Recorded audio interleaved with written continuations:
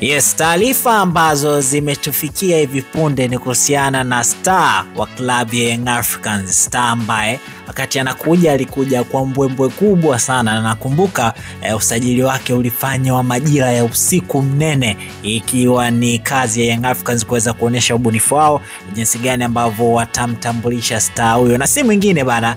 ni Stephen Aziz Ki, ama unaweza kumuita Master Ki, ama watoto wa mjini wanamuita bwana shemeji. Hii ni baada ya yeye kuweza kuchukua mkono wa bidada wa Kitanzania, nikiwa namzungumzia Hamisa Mobeto. Lakini wakati anachukua mkono wa bidada, basi wao klabu ya Young Africans wako tayari kumpa mkono wa kwaheri kiungo huyo kutoka Wagadugu, ambaye alikuja Young Africans na ameitumikia Young Africans kwa mafanikio makubwa, akisaidia klabu hiyo kuweza kucheza fainali ya kombe la shirikisho barani Afrika, lakini pia akisaidia klabu hiyo kuweza kucheza hatua ya robo fainali ya michuano ya klabu bingwa barani Afrika. Lakini pia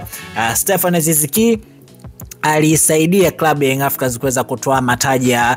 ligi kuu ya Tanzania bara, lakini pia akitoa na makombe ya FA. Lakini pia Stephen huyu mtoto wa Azizi, Stephen huyu ameweza kutoa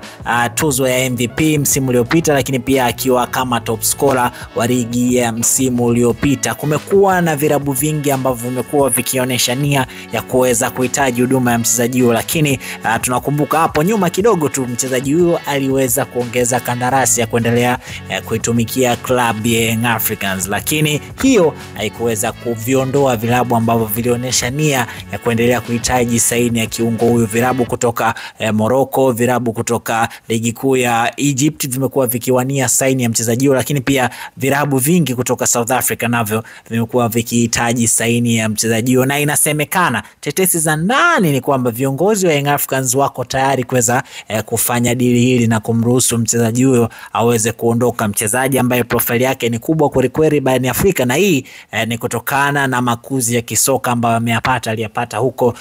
nchini Spain. Lakini pia wakala wake Traore alizungumza kwamba kuna 20% tu Stephen Aziz Ki kuweza kusalia ndani ya klabu ya Young Africans msimu huu. Je, unahisi ni wakati sahihi wa Stephen Aziz Ki kuweza kuondoka ndani ya klabu ya Young Africans na Young Africans kutafuta mrithi wake sahihi? Na inasemekana mrithi anayetajwa kuja kuichukua nafasi ya Stephen Aziz Ki simu mwingine ni Faisal Salum Abdullah, yani yule Feitoto ambaye pia alishawahi kuitumikia klabu ya Young Africans hapo awali na akaenda kutafuta malisho mapya ambapo aliyapata ndani ya klabu ya Azam. Lakini inasemekana uongozi wa Young Africans kama utafanikisha dili la kuweza kumuuza Stephen Aziz Ki ama mwamba wa Wagadugu, basi watakuwa na pesa za kuweza kumnunua tena na kumrejesha nyumbani mtoto Faisal Salum Abdullah maarufu kama Feitoto, ambaye amekuwa kwenye kiwango bora toka ajiunge na klabu ya Azam. Nakumbusha tu msimu uliopita yeye na Stephen Aziz Ki ndo walikuwa wanagombania kile kiatu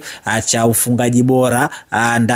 ndani ya ligi kuu ya Tanzania bara, lakini pia walikuwa wanachuana vikali, na inasemekana Young Africans wako tayari kuweza kumrejesha nyumbani, na vyanzo vinadai hata yeye inaonekana yupo tayari kuweza kurejea ndani ya klabu ya Young Africans. Nipe